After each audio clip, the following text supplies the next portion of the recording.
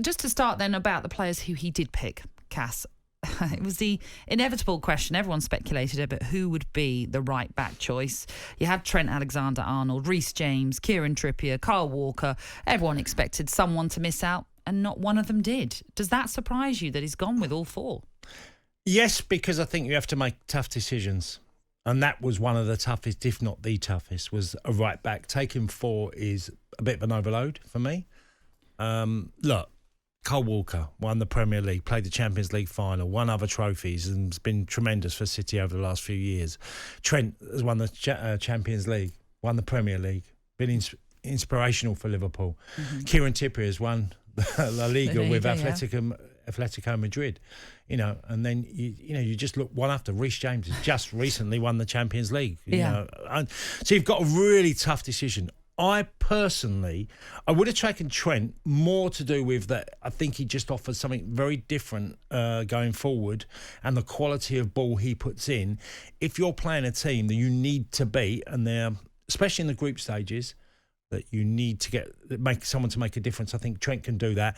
And if you're not selecting Ward-Prowse, who's going to take set pieces? Who would you want more than anybody to whip in a free kick? To me, it's Trent.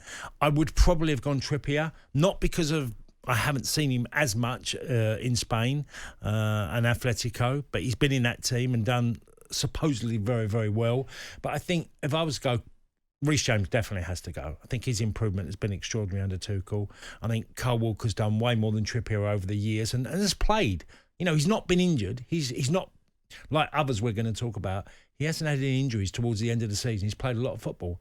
So it would have been Trippier. I think it's a tough decision. You have to make one call. Yeah. It's difficult. But for you, four is too many. Four right backs. And I know you can play Trent slightly in a different position, but you can play Reece in a slightly different position. You can play, obviously, Kyle Walker in a slightly different way. If you was to play a back three, you could push Kyle on. He could play the right of a three.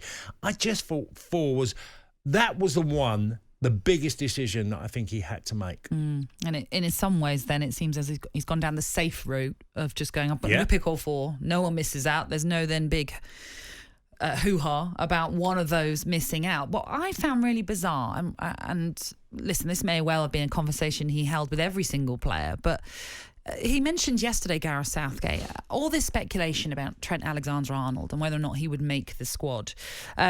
He said he took him to one side and had a couple of conversations throughout the last few weeks and sort of reassured him, you're very much a part of my plans, very much a part of my plans. And I was thinking, if I was a player on the periphery of this England squad and I'd heard that from the manager, I'd be a little bit disappointed. I'm sure it's great for Trent to get that reassurance from the boss.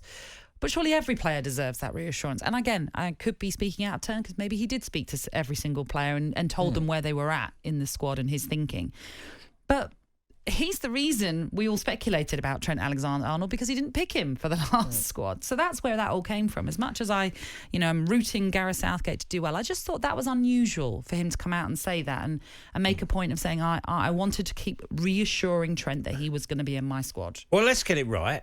He's not back in the England squad because of how he played for England. He's back in the England squad because the last 5-6 games for Liverpool, he's fantastic. Yeah. And it became a problem because he was that good. His form was of the season before.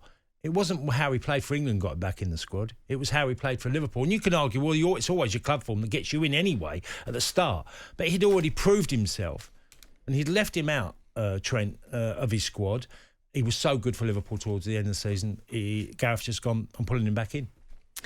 That's the defensive side of things. Obviously, there's still injury concern over Harry Maguire and his fitness, and everyone is saying that he's working very hard to prove himself to be fit for the Euros. What about the forward options? What do you make of the decisions that he's made? Because Ollie Watkins, another player that I know we've spoken about him a lot on our weekend breakfast show, and we spoke about him being in this squad, thinking that he just added something extra to the England forward lineup, but he's not been taken. No. And Is that a miss? I did say at the weekend I thought Ollie would lose out. Yeah, I heard you say that in the end, unfortunately, again, there's some... Look, Ward-Prowse might feel he's harshly treated. I think Ollie might feel the similar. England are blessed with a lot of players. Most coaches in international football don't have the dearth of talent that England have, okay? And at this particular moment, it's a lot of numbers of very good players. I I would have gone really brave one and quite a controversial one. I would have left out Marcus Rashford. Really? Yeah, I'd have left That's Marcus a player out. that Gareth because I Southgate's don't think he's been fit. And he's openly admitted that he's had injuries, but he didn't look fit at the end of the season. He didn't look nowhere near fit enough at the Europa League final. He was struggling, and you could see. And now he's had a really good season, as in he's got a lot of goals for United, and he's played really well for England at times. But I felt Marcus' form had dramatically dropped over certainly the latter weeks of the season. And yes, he looked like carrying an injury. I'm not a fan of taking players. I counted 5 players who were injured. I mean, I wouldn't have taken Jordan Henderson. Not because I don't think he's a great player. His last game now, and I wrote it down, was in February, the 20th of February or 21st in February. His last game. Now, you're taking a player that hasn't played over 3 months. That is a big call for me. And you're not blessed with loads of holding midfielders, but a player that's not played and had surgery, and you're taking, and he might prove his fitness, but he's not game fit. talkSPORT Breakfast with Laura Woods. Monday to Wednesday mornings 6 till 10.